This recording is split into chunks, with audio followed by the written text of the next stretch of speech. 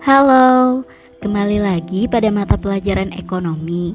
Nah, kali ini kita akan membahas mengenai pengangguran. Lalu, apa itu pengangguran? Ada yang tahu? Pengangguran atau biasa disebut dengan tunakarya ialah istilah yang diberikan untuk orang yang tidak bekerja sama sekali atau orang yang sedang mencari pekerjaan dan orang yang sedang mempersiapkan usaha baru. Umumnya pengangguran ini disebabkan karena jumlah pencari kerja tidak sebanding dengan jumlah lapangan pekerjaan yang ada. Nah, ada yang disebut dengan tingkat pengangguran. Tingkat pengangguran ialah perbandingan antara jumlah penganggur dan jumlah angkatan kerja dalam kurun waktu tertentu yang dinyatakan dalam bentuk persentase. Apabila peningkatan jumlah angkatan kerja di suatu negara tidak diimbangi dengan peningkatan daya serap lapangan kerja, maka tingkat pengangguran di negara tersebut tergolong tinggi. Sebaliknya, apabila peningkatan jumlah angkatan kerja diimbangi dengan peningkatan daya serap lapangan kerja, maka tingkat pengangguran di negara tersebut tergolong rendah. Nah, di sini ada penyebab pengangguran. Umumnya, pengangguran terjadi karena beberapa hal berikut, yaitu pertama, besarnya angkatan kerja tidak seimbang dengan kesempatan kerja yang ada. Nah, seperti yang disebutkan di awal bahwa pengangguran terjadi karena tidak seimbangnya antara angkatan kerja dengan lapangan pekerjaan. Umumnya kesempatan kerja atau lapangan kerja yang tersedia lebih sedikit dibandingkan dengan angkatan kerja yang ada, sehingga menyebabkan terjadinya pengangguran. Kedua, rendahnya keterampilan dan tingkat pendidikan. Orang dengan keterampilan atau skill yang rendah dan tingkat pendidikan yang rendah akan kalah oleh orang dengan keterampilan dan skill yang baik dan tingkat pendidikan yang tinggi. Nah, yang ketiga adalah kemajuan teknologi. Kemajuan ilmu pengetahuan dan teknologi pada saat ini menuntut orang untuk bisa beradaptasi dengan kemajuan tersebut. Namun, apabila orang tidak bisa beradaptasi dengan kemajuan ilmu pengetahuan dan teknologi yang ada, maka akan tergerus oleh zaman sehingga menjadi salah satu dari pengangguran yang ada. Nah, kemudian yang keempat adalah resesi ekonomi. Resesi ekonomi adalah keadaan di mana menurunnya kegiatan ekonomi suatu negara yang disebabkan oleh beberapa hal dan menyebabkan salah satunya terjadinya pengangguran yang meningkat. Nah, yang kelima adalah pemanfaatan tenaga kerja antar daerah tidak seimbang, seperti tidak meratanya tenaga kerja yang ada pada setiap daerah. Nah, contohnya itu banyaknya orang atau penduduk tenaga kerja yang ada di ibu kota, sedangkan untuk daerah-daerah lain kekurangan tenaga kerja. Nah, yang terakhir adalah kebijakan pemerintah menghentikan pengiriman TKI ke luar negeri. Tidak dapat dipungkiri bahwa TKI merupakan salah satu sumber penerimaan negara. Oleh karena itu, ketika pemerintah mengeluarkan kebijakan untuk menghentikan pengiriman tersebut, maka orang-orang yang bekerja sebagai TKI atau akan bekerja sebagai TKI akan terhenti dan otomatis akan menjadi pengangguran. Selanjutnya, di sini akan dijelaskan mengenai jenis-jenis pengangguran. Jenis-jenis pengangguran dapat dilihat dari dua faktor, yaitu berdasarkan penyebab terjadinya dan yang kedua berdasarkan lama waktu bekerja. Jenis-jenis pengangguran berdasarkan penyebab terjadinya. Pertama adalah pengangguran konjungtur atau pengangguran siklis.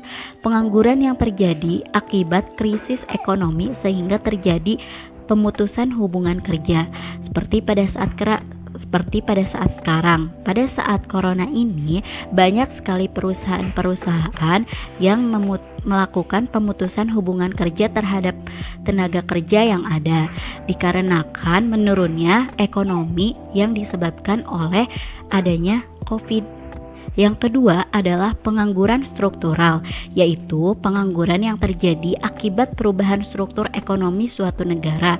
Misalnya, suatu negara dia menganut sistem ekonomi sosialis, namun tiba-tiba dia berubah menjadi sistem ekonomi kapitalis atau liberal, sehingga orang yang tidak bisa beradaptasi pada sistem ekonomi yang baru akan menjadi pengangguran. Dan yang ketiga adalah pengangguran friksional. Pengangguran friksional terjadi akibat perbedaan permintaan tenaga kerja dengan penawaran yang tersedia. Nah, ini bisa disebabkan karena kurangnya informasi antara lapangan kerja yang ada atau tawaran kerja yang ada yang tidak diterima oleh tenaga kerja. Nah, yang terakhir adalah pengangguran musiman. Pengangguran yang terjadi akibat pergantian atau perubahan musim. Contohnya, petani ketika dia musim panen tiba, petani akan banyak bekerja. Sedangkan ketika musim panen sudah berhenti, petani tersebut akan tidak banyak bekerja sehingga menjadi pengangguran musiman. Selanjutnya, pengangguran berdasarkan lama waktu bekerja. Pengangguran berdasarkan lama waktu bekerja ada pengangguran terbuka atau open unemployment. Pengangguran terbuka ialah situasi di mana orang sama sekali tidak bekerja dan tidak berusaha mencari pekerjaan. Pengangguran terbuka ini bisa disebabkan oleh ketidaksediaan lapangan kerja, ketidakcocokan antara kesempatan kerja dan latar belakang pendidikan, ataupun memang dia tidak mau bekerja. Nah, untuk mengukur pengangguran terbuka ini dapat dilakukan dengan rumus tingkat pengangguran terbuka sama dengan jumlah pengangguran terbuka dibagi dengan angkatan kerja dikali dengan 100%. Nah, contoh soal adalah diketahui pada negara A bahwa jumlah pengangguran terbuka sebanyak 78.261.000 jiwa penduduk, sedangkan jumlah angkatan kerjanya sebanyak 156 juta. Maka berapakah tingkat pengangguran terbuka di negara A? Yaitu dengan rumus tingkat pengangguran terbuka yang sebanyak 78.261.000 dibagi dengan jumlah angkatan kerja yang sebanyak 156 juta dikali dengan 100%, maka hasilnya adalah 0,50 dikali dengan 100% sama dengan 50%. Artinya tingkat pengangguran terbuka pada negara A sebanyak 50%.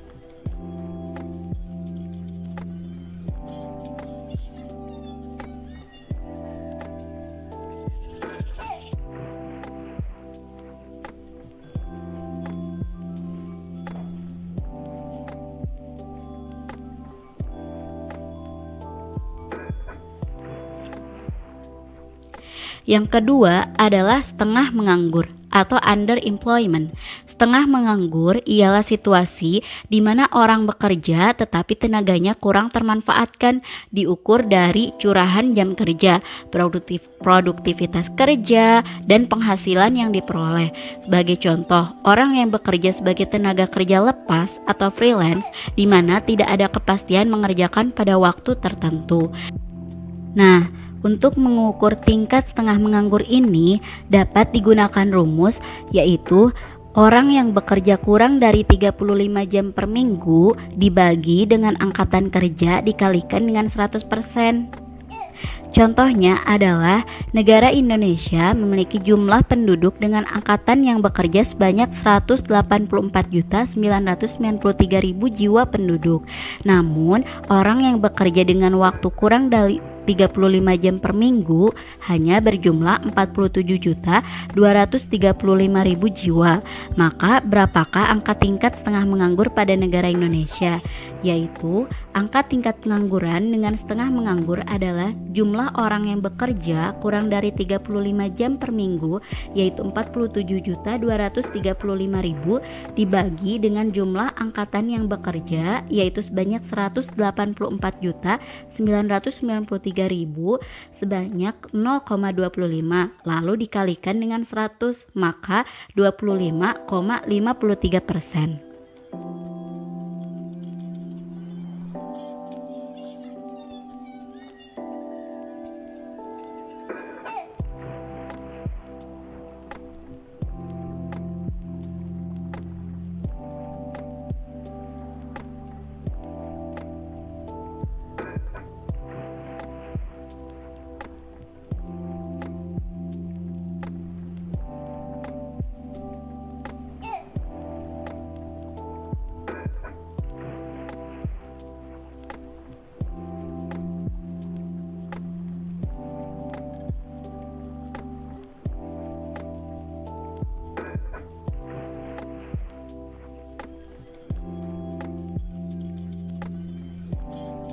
Dan yang terakhir adalah pengangguran terselubung atau disguised unemployment. Nah, pengangguran terselubung terjadi karena tenaga kerja tidak bekerja secara optimal. Kondisi ini disebabkan adanya ketidaksesuaian antara pekerjaan dengan bakat ataupun kemampuan dari tenaga kerja. Dampak ketidakcocokan ini tentu akan berpengaruh pada produktivitas kerja dan penghasilan yang rendah. Sebagai contoh, seorang lulusan D3 keperawatan bekerja sebagai sekretaris pada suatu perusahaan. Dia tidak bisa menjalankan fungsi kesekretariatan dengan baik sehingga menghambat proses kerja yang ada.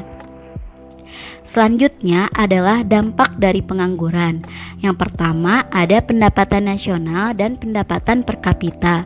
Nah, apabila tingkat pengangguran semakin tinggi, maka pendapatan nasional pun akan semakin kecil, sehingga akan menurunkan nilai pendapatan per kapita. Kedua adalah penerimaan negara. Salah satu sumber penerimaan negara adalah pajak. Apabila orang yang membayar pajak kurang, maka penerimaan negara pun akan berkurang. Ketiga adalah beban psikologis. Orang yang menganggur mempunyai perasaan tertekan sehingga berpengaruh terhadap perilakunya sehari-hari.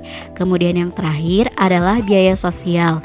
Semakin besar jumlah penganggur, maka semakin besar pula biaya sosial yang dikeluarkan, mencakup biaya tugas-tugas medis, keamanan, dan peradilan. Selanjutnya di sini adalah cara mengatasi pengangguran. Untuk mengatasi pengangguran konjungtur atau siklis dapat dilakukan dengan cara berikut. Pertama adalah peningkatan daya beli masyarakat. Lalu membuka proyek yang bersifat umum seperti pembangunan jalan ataupun jembatan. Lalu mengarahkan permintaan masyarakat untuk membeli barang dan jasa dan memperluas pasar barang dan jasa. Kemudian untuk mengatasi pengangguran struktural dapat dilakukan dengan cara pengadaan pendidikan dan pelatihan, transmigrasi, meningkatkan mobilitas tenaga kerja, dan mendirikan industri padat karya. Kemudian yang ketiga adalah cara mengatasi pengangguran friksional. Dapat dilakukan dengan cara mengusahakan informasi tentang permintaan dan penawaran tenaga kerja, lalu menyusun rencana penggunaan tenaga kerja, membekali diri dengan keterampilan yang baik, dan rajin mencari informasi. Kemudian yang terakhir adalah pengangguran musiman. Untuk mengatasi pengangguran musiman dapat dilakukan dengan cara pemberian informasi yang jelas, pelatihan untuk keterampilan lain maupun melakukan inovasi, dan yang terakhir melek akan teknologi. Nah, sekian pematerian pada kali ini. Semoga apa yang disampaikan dapat menjadi pengetahuan baru dan bermanfaat. Terima kasih, sampai jumpa.